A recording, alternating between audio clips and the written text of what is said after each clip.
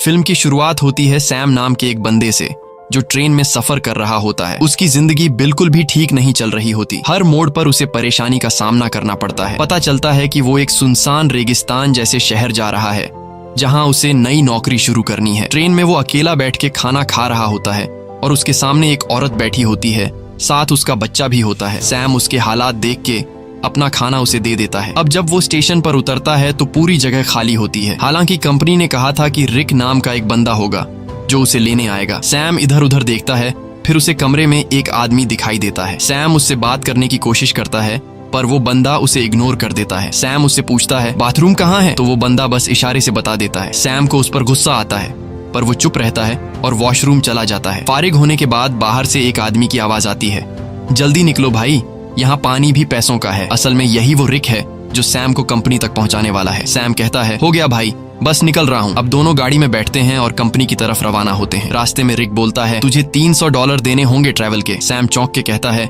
यार कंपनी ने तो कहा था $200। रिक गुस्से में कहता है अगर 300 दे सकता है तो ठीक, नहीं तो उतर जा। सैम सोचता है कि कोई दूसरा रास्ता तो है नहीं, तो वो मान जाता है। थोड़ी देर बाद गर्मी बहुत ज्यादा हो जाती है। सैम एसी ऑन करने की कोशिश करता है। रिक तुरंत गुस्से में कहता है हाथ मत लगाना एसी को वरना इंजन बैठ जाएगा। अचानक गाड़ी का टायर पंक्चर हो जाता है। रिक खुद कुछ नहीं करता और सैम से कहता है चल टायर तू बदल। सैम मजबूरी में टायर बदलने लगता है। इसी दौरान वो देखता है कि एक कुत्ता दूसरे कुत्ते को मार रहा होता है। ये देखकर सैम बहुत ज्यादा डर जाता है। रिक आता है और कहता है ओ भाई कांप क्यों रहा है, ये होता रहता है। फिर वो जख्मी कुत्ते को खुद मार देता है ताकि उसे और तकलीफ ना हो। सैम बड़ी मुश्किल से टायर बदलता है।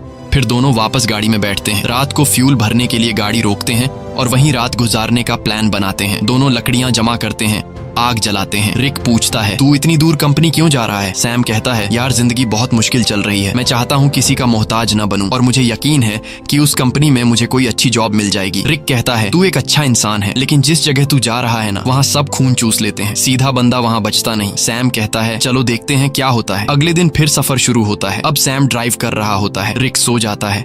गर्मी ज्यादा होने की वजह से सैम चुपके से एसी ऑन कर देता है। थोड़ी देर बाद इंजन बैठ जाता है। रिक जाग जाता है और सैम पर गुस्सा हो जाता है। ओ भाई मैंने तुझे कहा था ना एसी को मत छेड़। वो गुस्से से गाड़ी से बाहर निकल जाता है। सैम भी उतरता है और रिक से माफी मांगता है।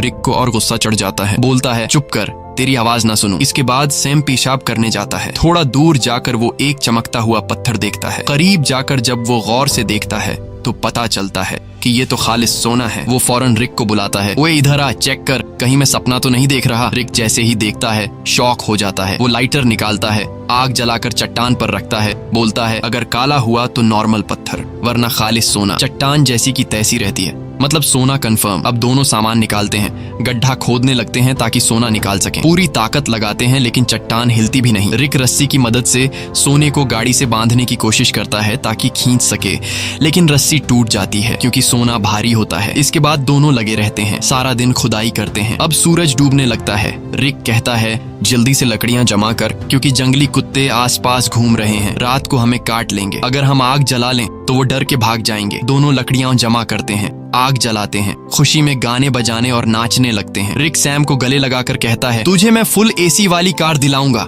रात को वो लोग बैठकर प्लान बनाते हैं। रिक कहता है ये सोने की चट्टान बहुत बड़ी है, अगर हम महीनों भी खुदाई करते रहें तब भी इसे नहीं निकाल पाएंगे। इसलिए अब एक आदमी यहाँ चट्टान के पास रहेगा और दूसरा जाकर खुदाई की मशीन लेकर आएगा। सैम कहता है भाई तू जाकर ले आ, मैं चट्टान का ध्यान रखूंगा। रिक कहता है नहीं भाई तू जा, मैं चट्टान के पास बैठूंगा। ये रेगिस्तान है, हर तरफ जंगली जानवर हैं, तू ये बर्दाश्त नहीं कर पाएगा। सैम कहता है कोई बात नहीं, तू मेरी टेंशन मत ले, मैं सरवाइव कर लूंगा। तू वैसे भी चोर है, हो सकता है तू सोना लेकर भाग जाए, तुझ पे कैसे भरोसा करूं। रिक कहता है ठीक है भाई, मैं जाता हूँ, तू सोने का ध्यान रखना। अगले दिन वो लोग राशन बांटते हैं। रिक सैम को एक सैटेलाइट फोन देता है ताकि दोनों आपस में कांटेक्ट में रहे। रिक कहता है मेरे एक दोस्त के पास खुदाई की मशीन है, वही लाऊंगा, बस दुआ कर गाड़ी रास्ते में खराब ना हो, मुझे वापस आने में 5 दिन लग सकते हैं। और फिर वह चला जाता है। सैम सोने पर मिट्टी डाल देता है ताकि अगर कोई इधर से गुजरे तो सोने को देख न सके। वो एक छोटा सा टेंट भी लगा लेता है चट्टान के पास और अपना सारा सामान उसके अंदर रख देता है। सूरज डूबने से पहले वो लकड़ियां इकट्ठा करता है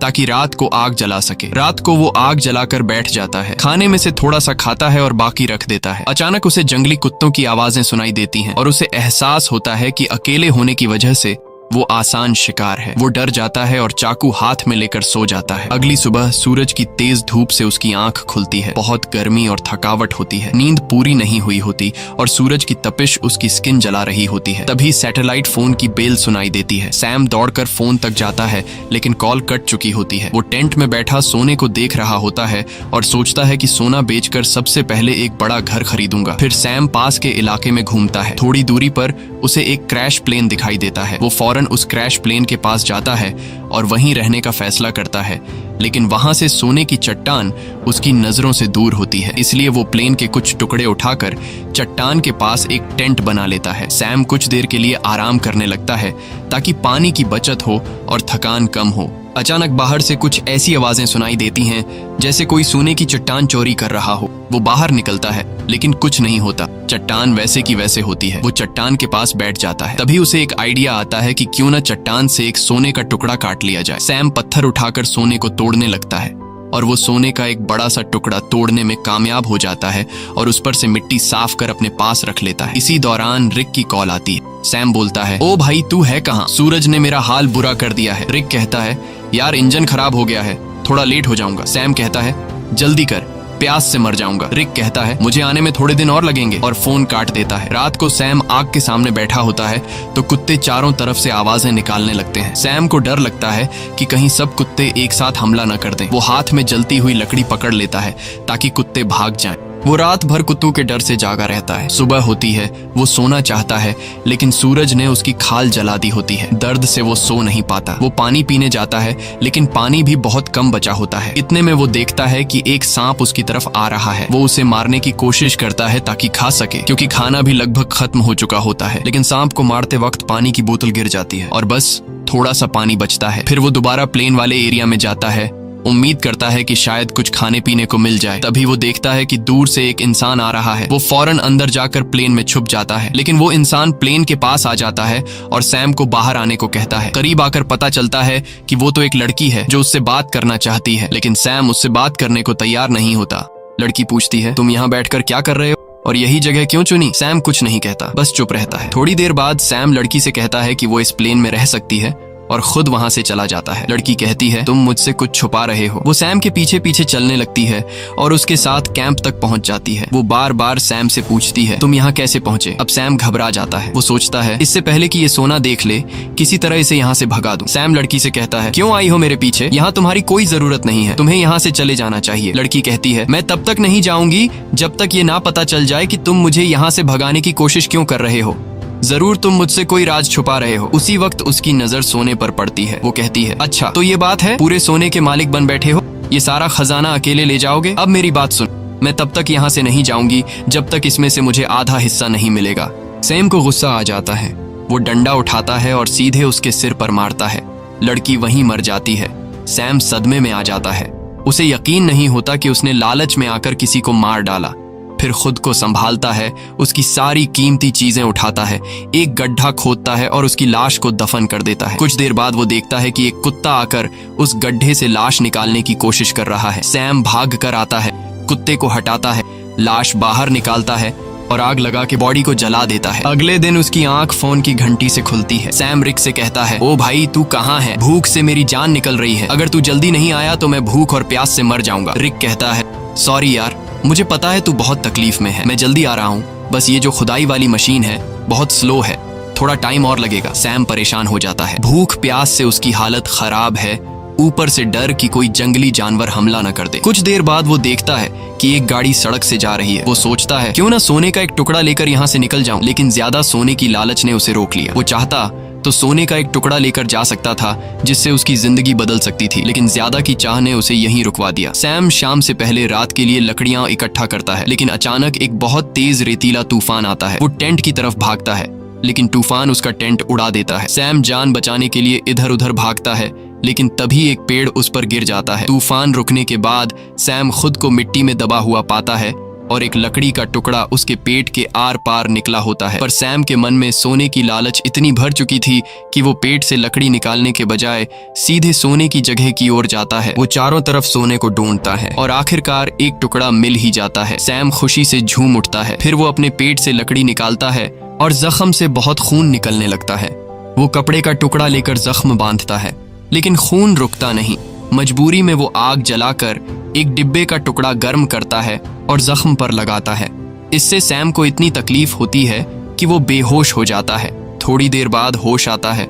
उसे हर तरफ वही लड़की दिखती है जिसे उसने मारा था। अब उसका दिमाग घूमने लगता है। उसे समझ नहीं आता कि ये सच है या फिर वहम। तभी फोन बजता है। रिक कॉल करता है। सैम चिल्लाता है, यार वो लड़की हर तरफ दिख रही है। रिक बोलता है, कौन सी लड़की? देख, किसी को सोने के बारे में पता न चले।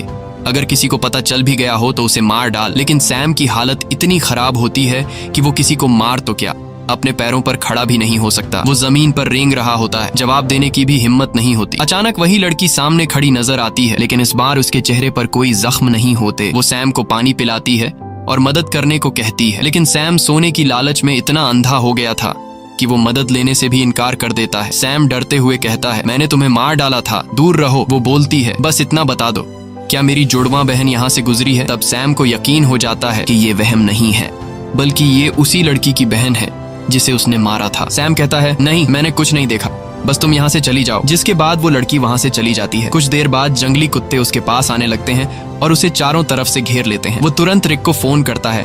वो रिक से पूछता है कि तुम कहाँ हो, जल्दी आओ नहीं तो ये कुत्ते मुझे मार डालेंगे। वो रोने लगता है। रिक से रिक्वेस्ट करता है कि प्लीज जल्दी आ जाओ, मैं मरने वाला हूँ। रिक कहता है, रुक जा, मैं बस पहुंचने वाला हूँ। तभी अचानक कुत्ते हमला कर देते हैं। एक एक करके सब उसे नोचने लगते हैं। यहाँ हम देखते हैं कि रिक सैम से दूर बैठकर दूरबीन से सब कुछ देख रहा होता है। असल में वो कई दिन पहले मशीन लेकर वहां पहुंच गया था और बस वो सैम के मरने का इंतजार कर रहा था ताकि वो अकेले सारा का सारा सोना ले जा सके। जिसके बाद रिक छिपकर खड़ा होता है। वो देखता है कि सैम को जंगली कुत्ते घसीट कर ले जा रहे हैं। तब भी सैम सोने की तरफ देख रहा होता है। जिसके बाद जंगली कुत्ते सैम को नोच नोच कर खा जाते हैं। रिक को जब पक्का यकीन हो जाता है कि सैम मर गया है, वो गाड़ी लेकर सोना उठाने आता है, लेकिन अचानक एक तीर आकर सीधे उसके सीने में लगता है और वो भी मर जाता है। ये तीर चलाने वाली कोई और नहीं बल्कि वही लड़की की जुड़वा बहन होती है।